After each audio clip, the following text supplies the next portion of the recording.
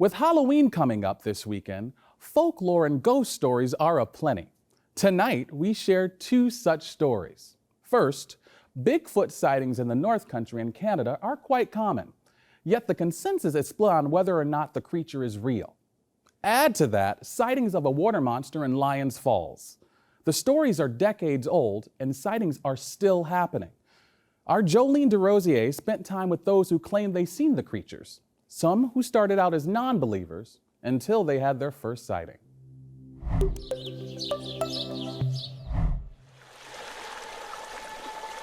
In the waving waters below the Davis Bridge in Lyons Falls, a mystery lurks. Listening to people talk about this monster that lives in Lyons Falls, and everyone has slightly different stories, whether it's a bank robber threw his loot over the bridge and couldn't retrieve it because a monster was protecting it because it's a good monster and it was a bad robber, or just fishermen that were out about fishing and this thing surfaced below the water and scared them.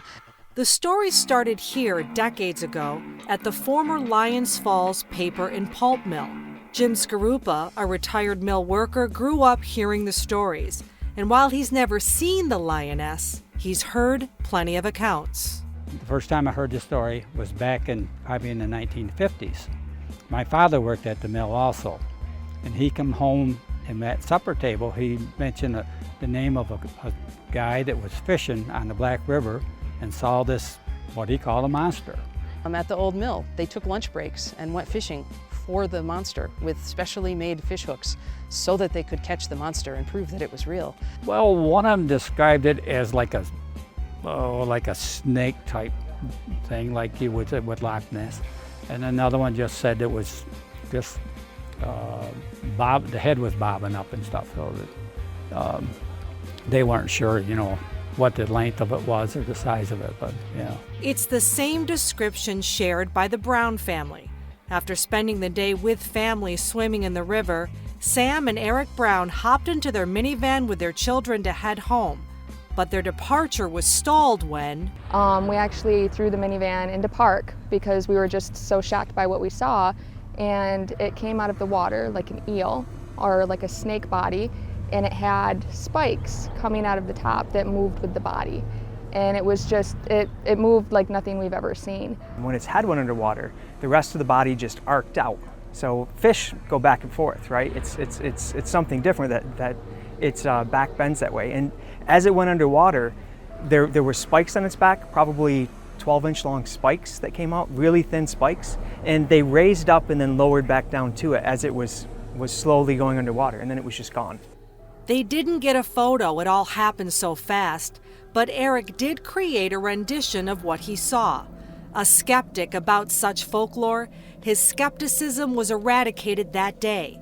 Now he and his wife Sam hope to bring in experts that can take a deep dive into the water to confirm the truth of exactly what they saw. Well, we reached out to Jeremy Wade and River Monsters to let them know about what we saw too, because who do we get to come check this thing out, because we believe in it that much. I'm obnoxiously skeptical about this sort of thing.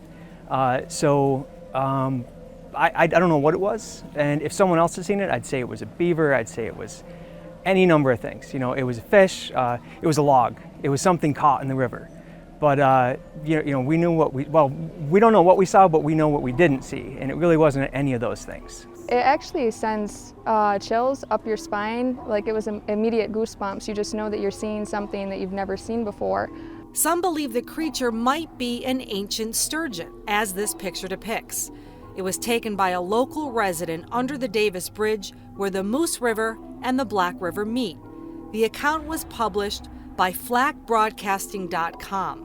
Could it be the same spiked eel-like creature, affectionately dubbed lioness by villagers? I don't believe that it's a sturgeon. I had a lot of people try to tell me, like, well, is it a sturgeon or is it a log? And it's just the spikes that came out of its back moved with its body. And it was much more like a snake or an eel movement, but I don't think it was long enough or wide enough to be a sturgeon. If there's something like this living in there, then this is what people have been seeing over the years and calling lioness. I hope someday somebody really sees something that can prove this all, yeah. Now, while the mysterious stories of Lioness continue to baffle North Country residents, so do stories of Bigfoot. Sasquatch sightings have been ongoing for centuries. As a matter of fact, here in the North Country, more and more folks are stepping up with these sightings, unafraid of what skeptics may think. Appears to be 3 subjects, a smaller one further back, probably 20 yards past this one, and this third one that might be squatting and turning towards the camera. John Tatro of Messina was a firm non-believer of Bigfoot. I was definitely a skeptic. It was along the lines of Loch Ness Monster, unicorns, and other things.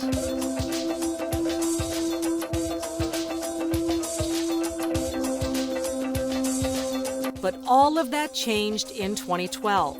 He was driving his tractor along a hedgerow on his 87-acre property when he says he saw something that changed his life forever.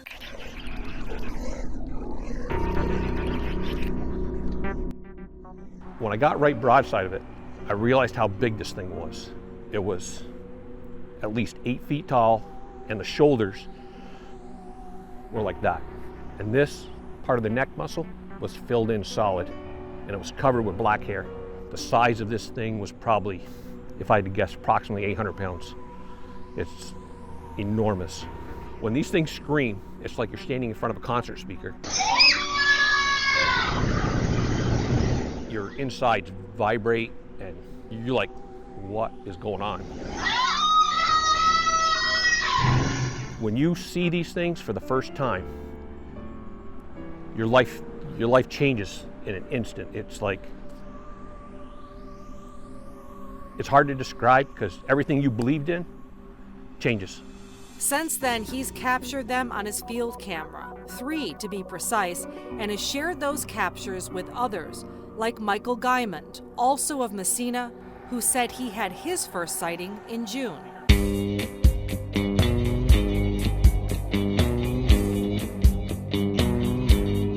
About 11:30 at night, I was coming home from a gig. I'm a musician with my son. He was asleep and didn't see it. He came out of the tree line here in a circular motion and zigzagged across the road. Within seconds, it was into this field. And I've seen a lot of deer run out in front of me late at night from coming home, and this was no deer. This was on 2 feet. It was moving in this bizarre circular motion, but it was gray, brown, and shaggy, and it was at least 7 feet tall. But it was moving in this circular motion, and it was extremely fast. It ran out in front of my car, about 50 feet in front of my car.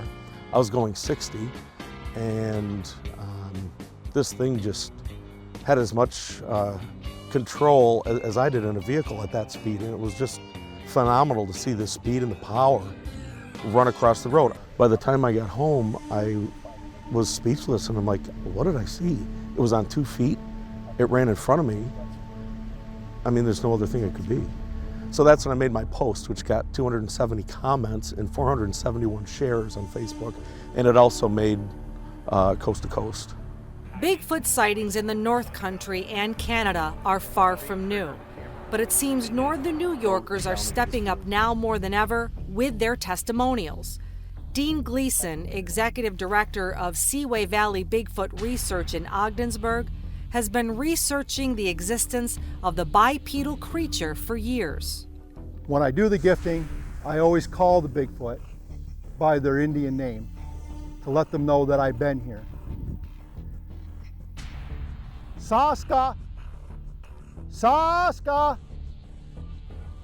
I left you a gift. One of the techniques that a lot of Bigfoot researchers use is called gifting, which is where we leave something out for the Bigfoot that they can't get on their own.